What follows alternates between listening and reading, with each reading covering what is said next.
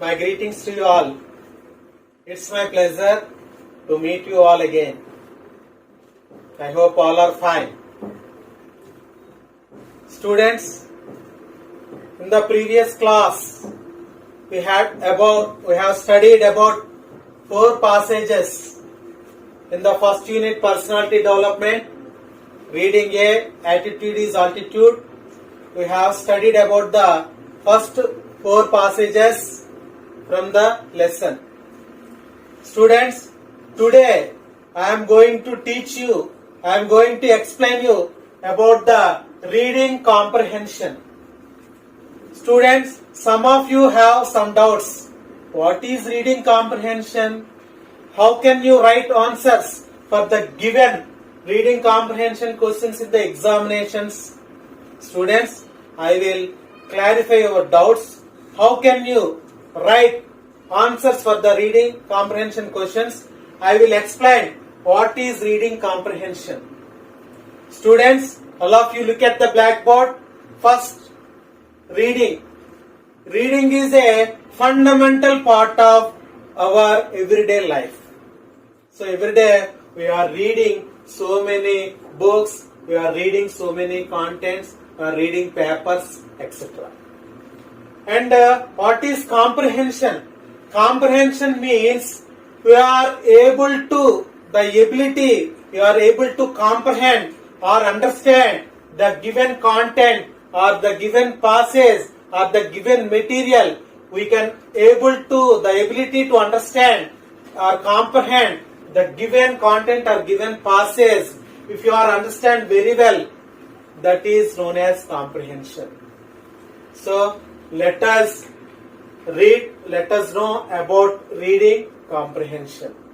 So student, regarding reading comprehension, by reading the passage, if you can extract the meaning of the words, if you can familiarize the author's message, if you are able to understand the given content in the certain passage, so then you will write easily the given questions for reading comprehension passage. So students, in the reading comprehension divided into 2 parts. One is text comprehension, second one is vocabulary knowledge. Students, first we can look about text comprehension. Text comprehension. What is text comprehension? So again, the text comprehension simply divided into 3 parts. In this text comprehension, first tales. Tales means small stories. Next, message oriented.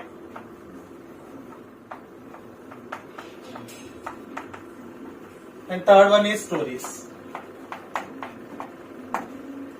Students, according to our lesson, the main theme is message oriented. In the A reading, attitude is altitude. Nick Vujicic story is message oriented story. So what is message oriented story, and how can we write the answers for the given passage by knowing the text comprehension? First read thoroughly the given passage twice or thrice, and read the given passage into simple sentences. It means you can break up reading into smallest sections. Read, suppose if the passage has the 4 lines, read the lines one by one, and you have to understand the meaning of each line. Next, you get involved with the passage and understand the given passage. Next, what is the methodology in the passage? Methodology means what is the structural approach, what is the communicative language in the given passage. You have to understand by reading the passage. Next, in the passage, there are so many vocabulary words are there. There is the formal vocabulary. You have to understand the formal vocabulary words in the text comprehension. Students, in the text comprehension, first you are able to know the characters in the given passage. You are able to know the characters in the passage. So first you read the passage. What characters involved in the passage? Suppose if the passage, the lines are, once upon a time there lived a king. His name was Sri Krishna Devaraya. Example.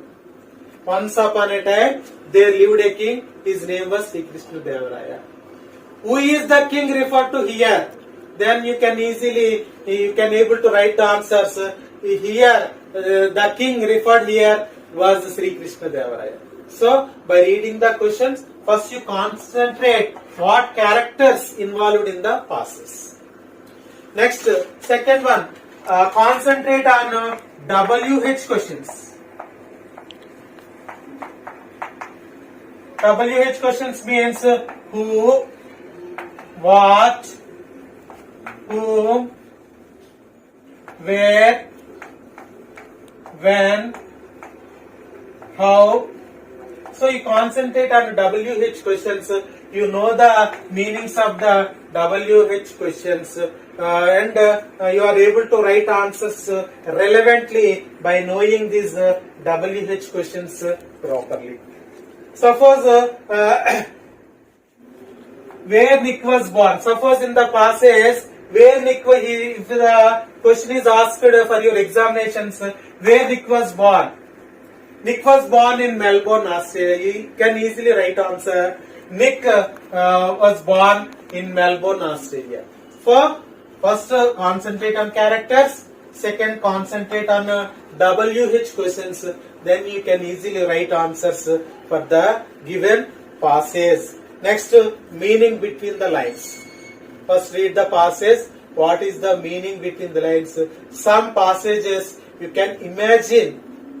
You can guess the meaning of the lines sometimes, students. Next, twist. Some passages may has the twist. At the end may has the twist. You have to understand the twist also. And by reading thoroughly in the text comprehension, you can easily understand about the reading comprehension. And student, next, vocabulary knowledge.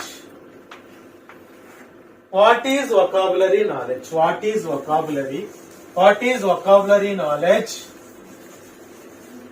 So vocabulary means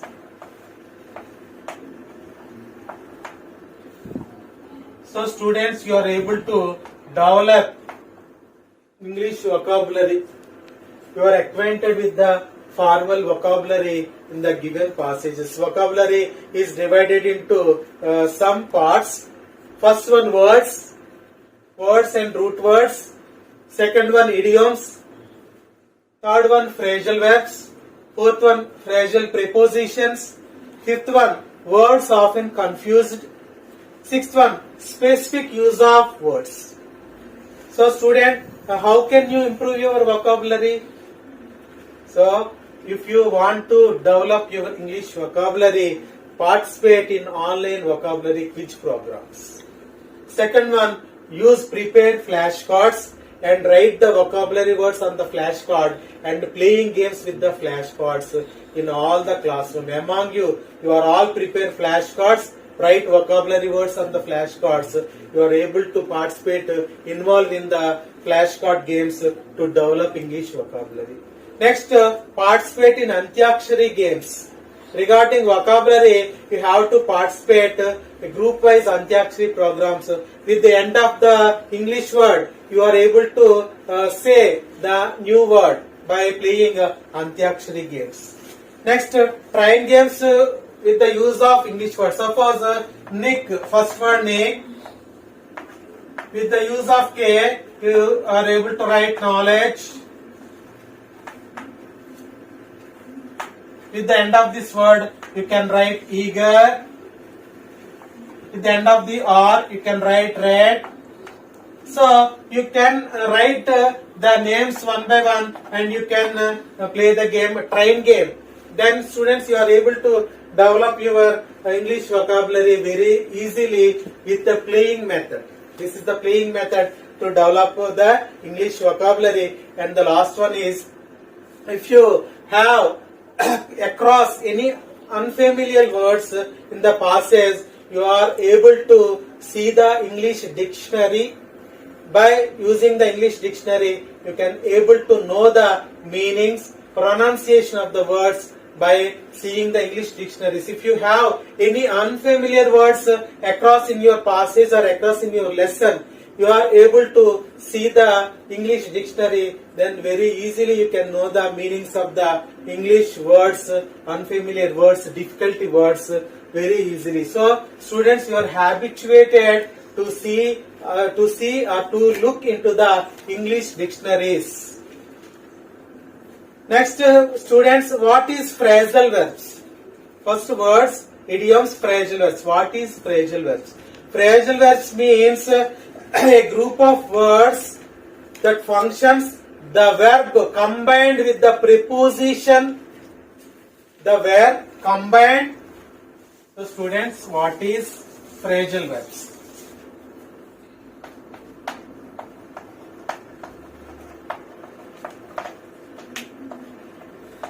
Phrasal verb means the verb, the group of words functions the verb combined with preposition or adverb or both, and to form a new word is a phrasal verb. Verb combined with the preposition or adverb or both will known as phrasal verb. Suppose student, all of you, phrasal verb, suppose verb, preposition. All of you, suppose look at the blackboard. Look, preposition at, form, look at. Write down, students, all of you write down the given content. All of you write down the notes. So write down. So like this, these are the phrasal verbs. This is the verb when a preposition add to the verb form and look at. Write is a verb form and down is a preposition. If the preposition add to the word verb form, write down. These are phrasal verbs. There may be the meaning is different from the verb and the phrasal verb. There may be changed the meaning totally different. So this is about phrasal verb. By reading the passage, if any phrasal verbs are there, students are able to identify the phrasal verbs. Next, phrasal prepositions. Student, what is the phrasal prepositions? A preposition, a simple preposition is preceded with a adverb, adjective or conjunction. A simple preposition preceded with a phrasal prepositions. Phrasal prepositions. A simple preposition is combined with an adverb, adjective or conjunction. It will form phrasal prepositions. Suppose examples of phrasal prepositions. In front of. There was a big gate in front of our school. In addition to.